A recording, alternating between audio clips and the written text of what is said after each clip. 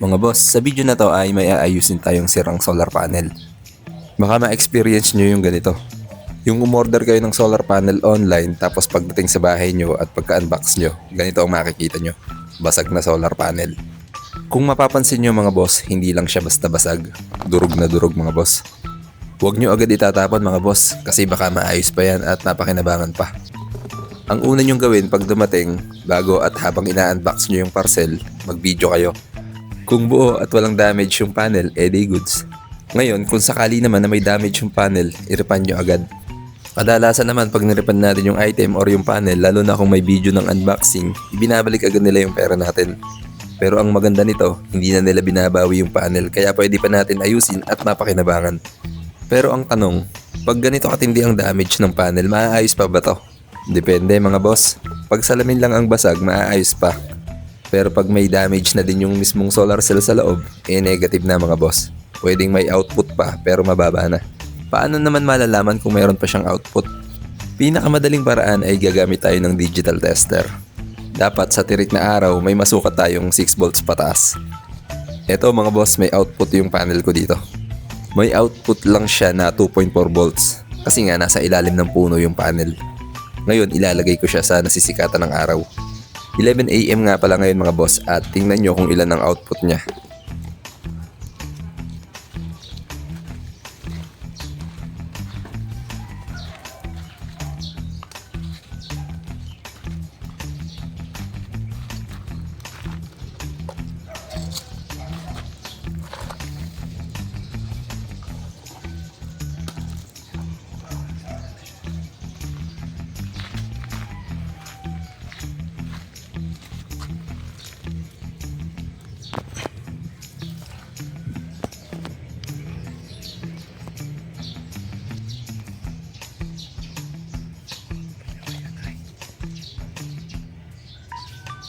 Meron siyang 6.3 volts.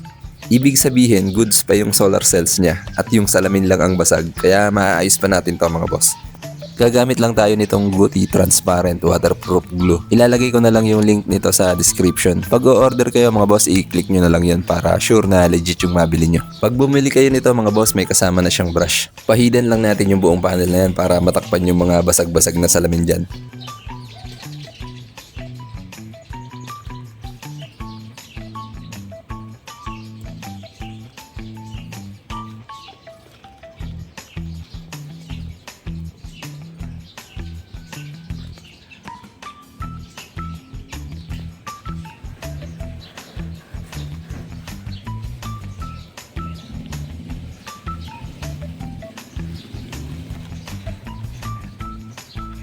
Ayan mga boss, meron pa din siyang output. Sobrang effective nito mga boss. Nagawa ko na rin to dati sa solar panel na in-order ko na basag-basag din yung salamin nung dumating. At hanggang ngayon nagagamit ko pa din siya sa ginawa kong DIY solar light. Ayan mga boss, 2.6 volts ang output niya ngayon. Ibig sabihin walang naging problema after natin ma-applyan ng waterproof glue. Bali mga boss, pag medyo natuyo na pala yung una nating in-apply, papahidan pa natin ng isa pang beses.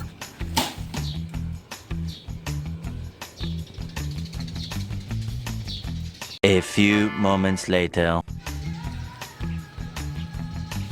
Eto na mga boss, pangalawang pahid na to. Bali, dalawang apply ng waterproof glue ang gagawin natin para sure na matatakpan natin lahat ng basag na salamin.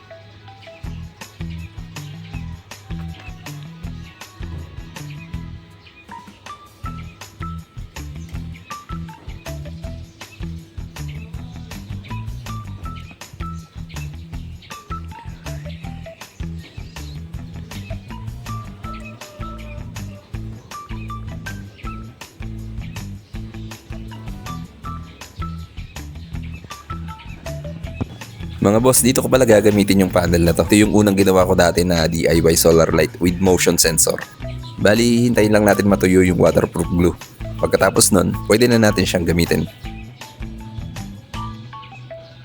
A few moments later. Eto na mga boss, after one day, tuyong-tuyo na siya at ganito ang itsura niya. Kung dati, hindi natin mahawakan yan kasi nakakasugat yung mga basag na salamin na yan. Pero ngayon, kita nyo naman hinihimas-himas ko pa. Okay na to mga boss, pwede na siyang maulanan at maarawan.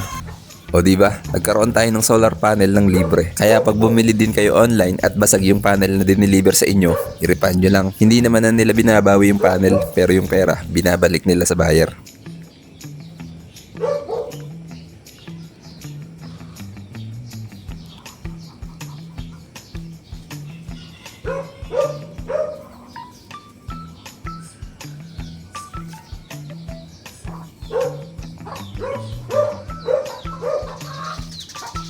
Mga boss, itest ulit natin kung aabot pa ng 6 volts yung output niya kahit nakadalawang apply tayo ng waterproof glue.